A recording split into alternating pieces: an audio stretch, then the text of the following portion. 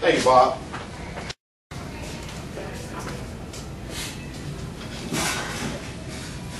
I was trying to catch the meaning of the extant, so I'm going to use it in a way. Did I? Extant. Extant.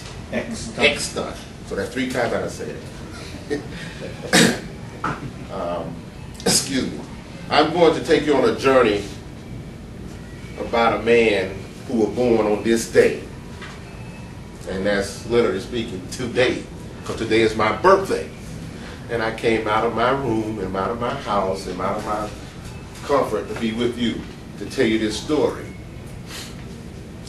He was born July 21st, 1963 at 11:39 p.m.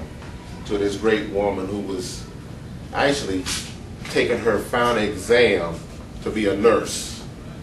And they had to take her out of the final exam so she could have me, not knowing that she was going to finish top of her class, because, you know, she had to have me, of course. He was born number 6 out of 10 children, 10 kids in all. Father was a blue-collar worker, the mother was a nurse, and then she went into guidance counseling. During his childhood, he decided to just venture out and do all kinds of crazy things, and got into sports, excelled in football and wrestling, but really in wrestling. Was the county champion 3 years in a row, and then decided that I guess I'll play a little bit of football. Then we moved on.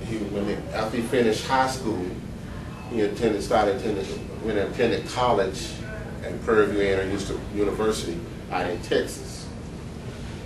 During his time out there, he decided that he wanted to become a police officer, and so he started working as a dispatcher for the college police force.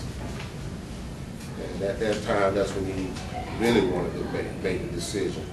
And upon making that decision, he got a training in probation and parole, juvenile in Houston, Texas, with Harris County. He worked there for a period of a year and a half, and after he left there, he decided that he wanted to go to law school. So he got into law school and spent a semester in law school, and found that he was bored and it was going to take too long to do what he wanted to do. So he ended up dropping out of law school and moving up to Washington, D.C. And that's when he became a police officer, and left that field again and went back into being a parole officer, where he tried to make the best that he can do with keeping the community safe, providing some guidance for the people who was off track with their life, and helping them succeed to go on in a better place. His present today, we moved up, I ended up moving back home to Florida, and spent the next 10 years from 94 to 2004 deciding to stay in the education. Went over to education and fell in love with the education field. During that time, we were able to create different at-risk programs that help students who was off track with their learning, gave them some guidance and understanding on what it takes to survive in this world. And the students eventually became successful and back on track. Met a beautiful lady, got married, and been married with her and enjoying life in Georgia at this present time. At this time, we are both doctoral students. I'm kind of allowing her to finish hers before me, because, you know I can do mine anytime I get ready.